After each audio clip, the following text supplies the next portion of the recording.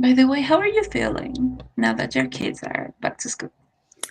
I am incredibly excited. Today is their first day. Okay. Um, Okay. so yeah, I am very excited that they're back. It, it's busier when they're back in school, certainly, but it's Yeah. the structure makes it a lot better for me not having them in the background all day. So that's a plus. That's great. Yeah, Yeah, my sister is also back to school today, so that's awesome. it's different. Yeah, it's cool. Okay, so I will mute myself, and then you can start with the back to school video. Okay.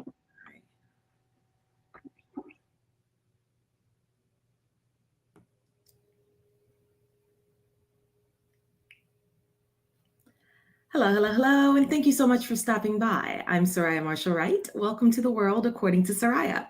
So, it is finally time for back to school. If you have school age children or younger siblings, odds are you're probably just as excited as I am.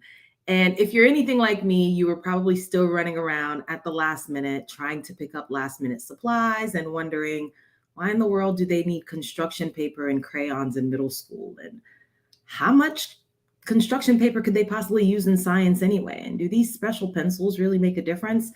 But you probably just threw them in the cart, purchased them because that is exactly what they needed to be successful this year.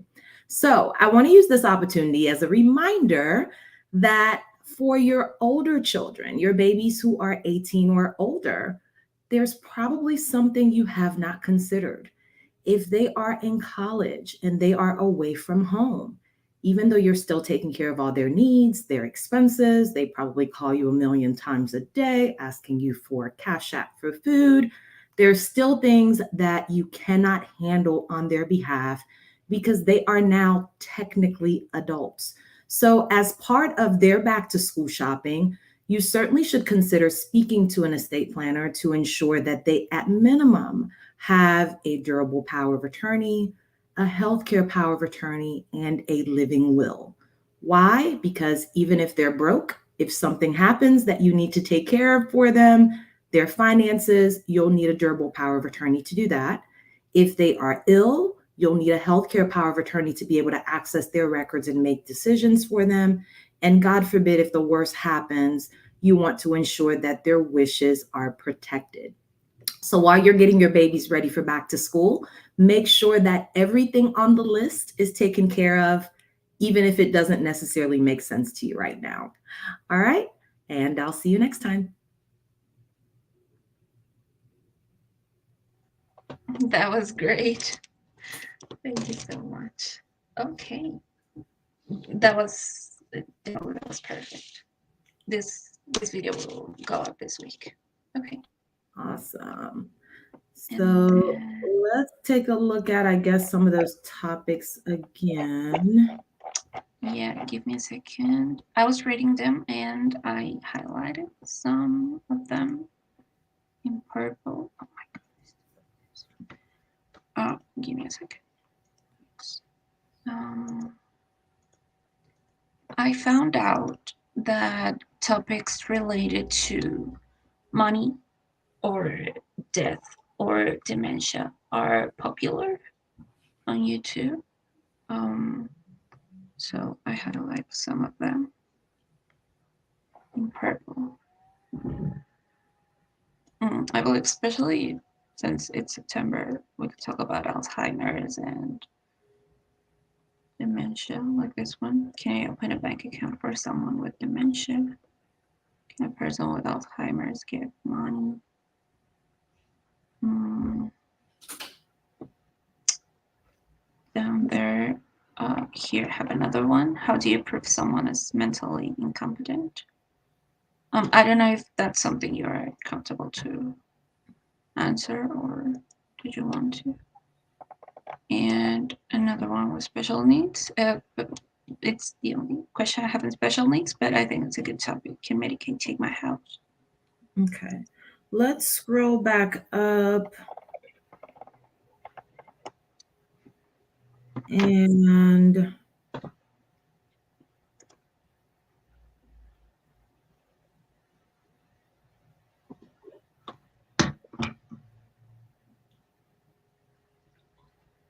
This question is so broad. Can I open an account for someone with dementia? I kind of want to answer that, Okay. but I'm not exactly clear on where it's going, if that makes sense. Yeah. Um, Um. Well, I mean, you can give an example if that's, I don't know what happened with my screen. Okay, you can give an example in your response. Like, you can put the context of the question. okay. Can I open a bank account for someone with dementia? Um, hmm. Okay. All right. I'll give it a shot. Okay, give me a second. Then I'll mute myself and you can go.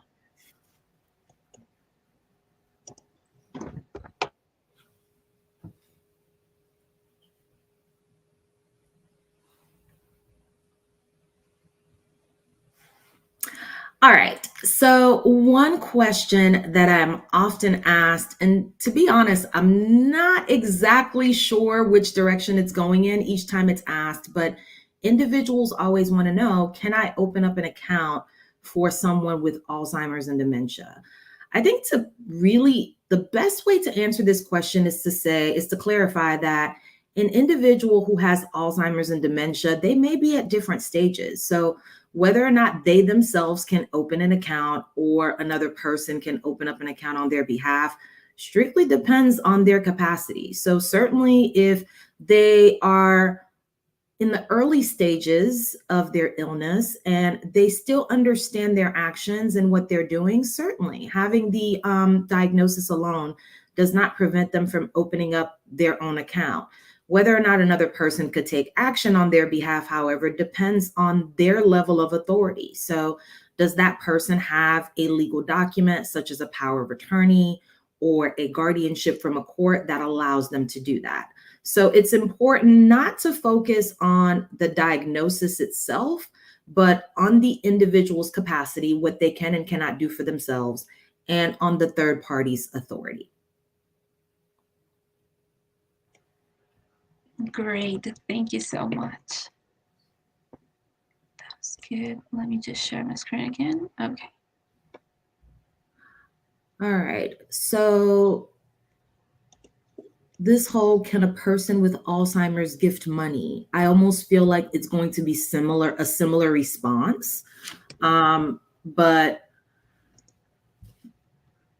I'm also thinking,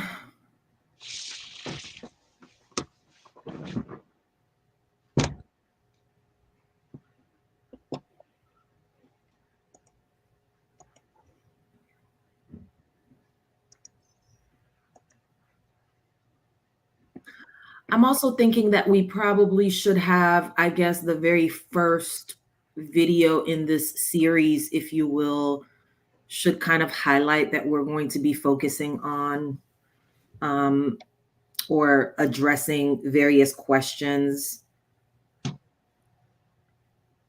Because is it Alzheimer's? What month is it? Yes, Alzheimer's month. I think got you address this. Okay, so do you want to make like an introduction video, like the April Fool's series? Okay, so because I feel like there are lots of different awarenesses for Alzheimer's. Um, World Alzheimer's Month.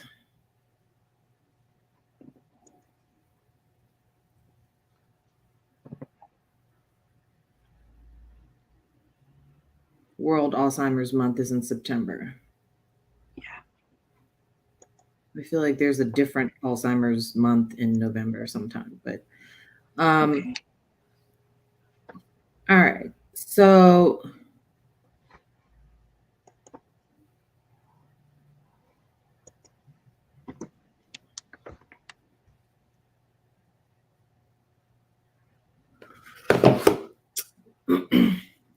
okay. Yeah, we can do an intro, I guess.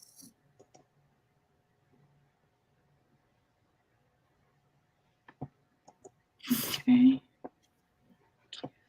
Give me a second.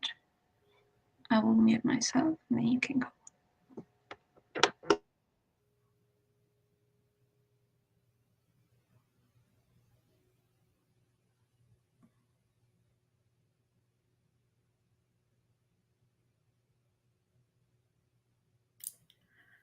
Hello, hello, hello. All right. So September is actually considered to be World Alzheimer's Awareness Month. And we thought that it would be good to focus and answer some frequently asked questions that are related to this topic.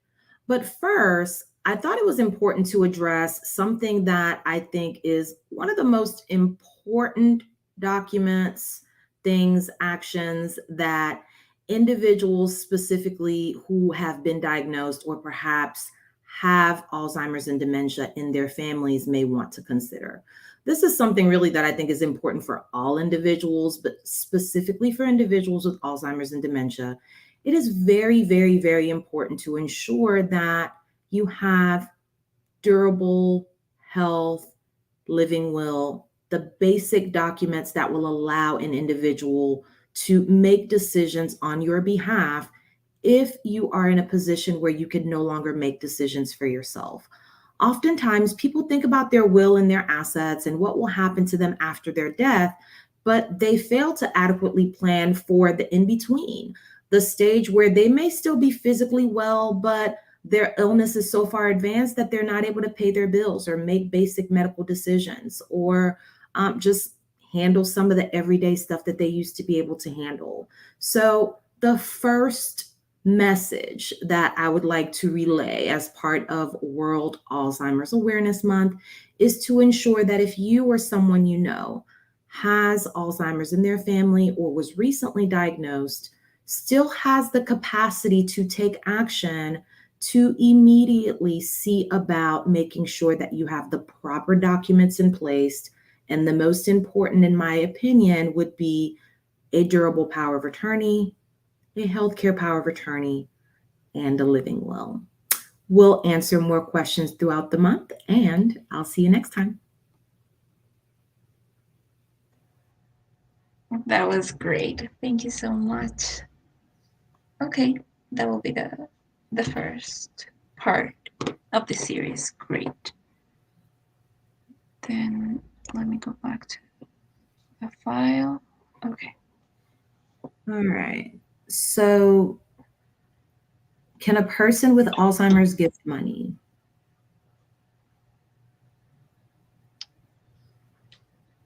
Okay.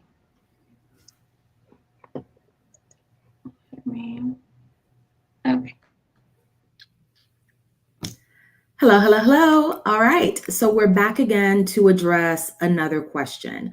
I don't know if this is as much a question as it is a concern, but a concern that's often raised is whether or not an individual with Alzheimer's can gift money or gift other items. And I think the answer to this question, again, goes back to similar answer that I gave to the last question. It really depends on the individual's capacity, what they're able to understand, and whether or not they have other individuals in place who have authority to be able to make such gifts. So, an individual with Alzheimer's, of course, oftentimes the concern is that they may not necessarily understand the nature of their actions or they may be taken advantage of. But if we are talking about someone who's in the early stages, or perhaps they've made regular gifts to their grandchildren or other loved ones throughout their life, and they certainly understand what they're doing, then having such a diagnosis alone should not raise a concern as to whether or not this person can make gifts. Likewise, even if the person is a little bit more advanced in their illness, if they have someone in authority, an agent, a power of attorney, or a guardian who has the proper powers to be able to make gifts, again, this should not be a concern. Of course, every situation is different. There are instances where individuals do have agents and people still unfortunately take advantage of them, or they're in the early stages, but they can still find themselves in a compromised position. So each case is different. It's important to discuss it with a professional if that is a specific concern for you. But the diagnosis alone is not a reason to have a concern as to whether or not such an individual could make gifts or authorize someone else to do it on their behalf. All right. And I'll see you next time. Great. Thank you so much. All right. So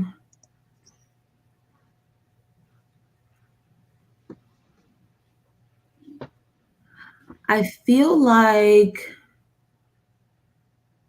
we have,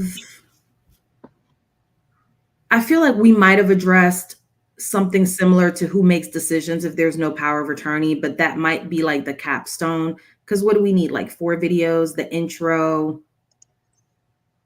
two, and then maybe a final one. So about 4, maybe.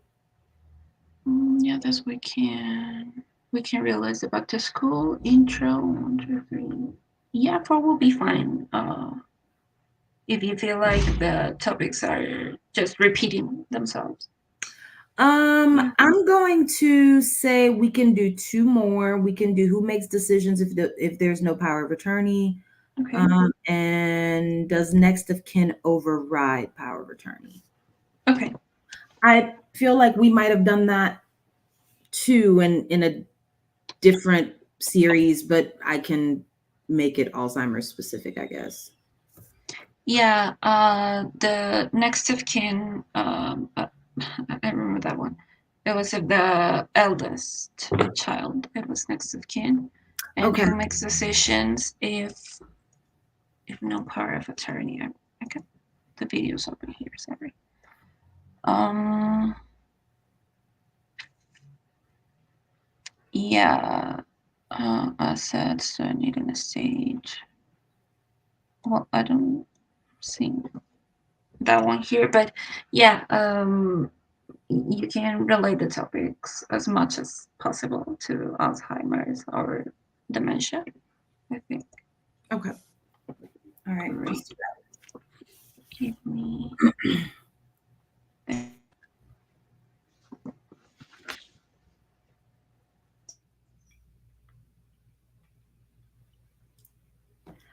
Hello, hello, hello. All right. So we're back again with yet another question slash concern.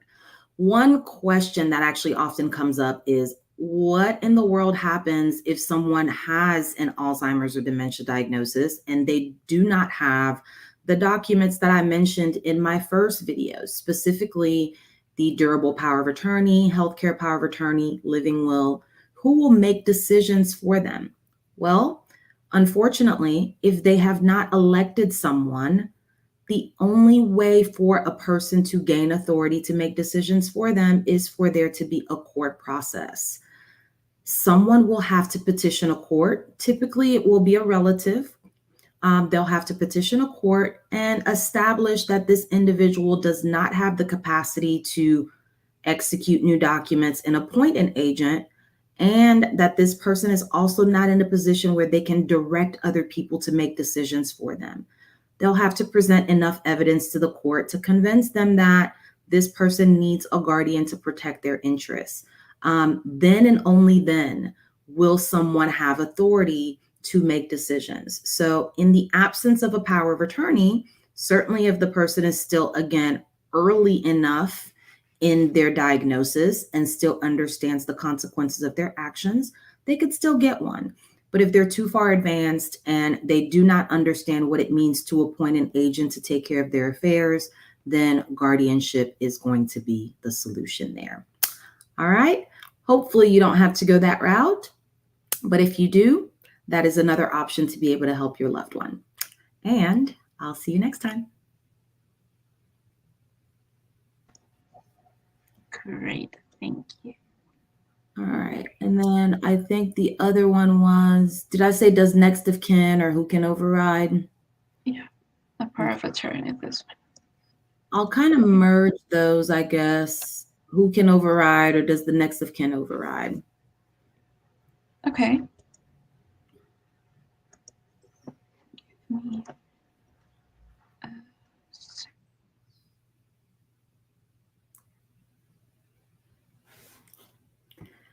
Hello, hello, hello. All right. So we are back answering yet another question. This is actually a pretty hot one. It comes up pretty often. Typically when a family member is appointed to serve as power of attorney or an agent for someone, and then they have other family members who do not necessarily agree with their decisions. And they're often wondering, what can I do to stop this person? Who can override this person? If I'm the next of kin, can I stop them? And the short answer to that is no, unless they're actually doing something wrong. They're taking advantage of the individual. They're not actually following the duties that they were assigned. They're not paying the bills. Maybe they're stealing money or something along those lines. Then there's not a whole lot you can do just because you do not like the decision. A person has the right to select anyone they choose to be their agent. It does not have to be the next of kin. So if they chose their best friend, but then their next of kin doesn't necessarily like that, it does not mean that they can override that decision just because they have a blood relationship. Now, if there is a situation where there's an agent or a power of attorney who's misusing assets, who's doing something they're not supposed to do, certainly the courts can be involved to resolve that. Or if there's a situation where there's an agent, but they themselves no longer have capacity, then a court could be involved to appoint a guardian. But outside of those circumstances, you cannot override a power of attorney simply because you don't like them, you don't necessarily like what they do, or because you think you have a closer relationship to the person. All right. All right. If you didn't know, now you know, and I'll see you next time. great. Thank you. Okay. All right. So that should do us for September. Mm-hmm. Now you can answer the ones that feel most comfortable. Oh, I'm so sorry. Can you actually read the letters? What this color? I don't know. It's quite It says dark. what are some of the common legal needs of elderly clients? Yeah, I was just asking. It's quite dark, the color, and I'll Oh, be can able I to read it actually read because. them? Yes, I can read Oh, them. okay. Okay, great. No. Thank you. Okay, so which one? I would like to have more stock, even if it's not related to other law. I have more of wills or estate planning, probate. If you feel more comfortable with those, just to have it in, just to have more videos in stock. We can do a couple of more maybe next week. Okay. Do you think you have enough for the next couple of weeks? Yes, I do. Especially if we record the reactions video. Actually, I wanted to address this, and I totally forgot until now. We had a comment on YouTube, and I think we can do something as the reaction video. I sent you, but I can show you the videos when we record. Just giving your opinion. It was on the Canon Executor Override a Beneficiary video, and a woman kind of shared her experience. So I was thinking on something like that. Oh, we had this Oh, comment, someone did a and reaction video to that video, is what you're saying. that you can do a reaction video to that comment. Gotcha, Someone gotcha. made a comment on our YouTube video. Yeah, Okay. Okay, we can look at that. great. Do you want to do it now or when we record the other reaction videos? We can do it when we record the other reaction videos. Great. Give me a second. Okay. Then I think we're good for the rest of September in terms of videos. And tomorrow I will start editing. Let me just end this recording.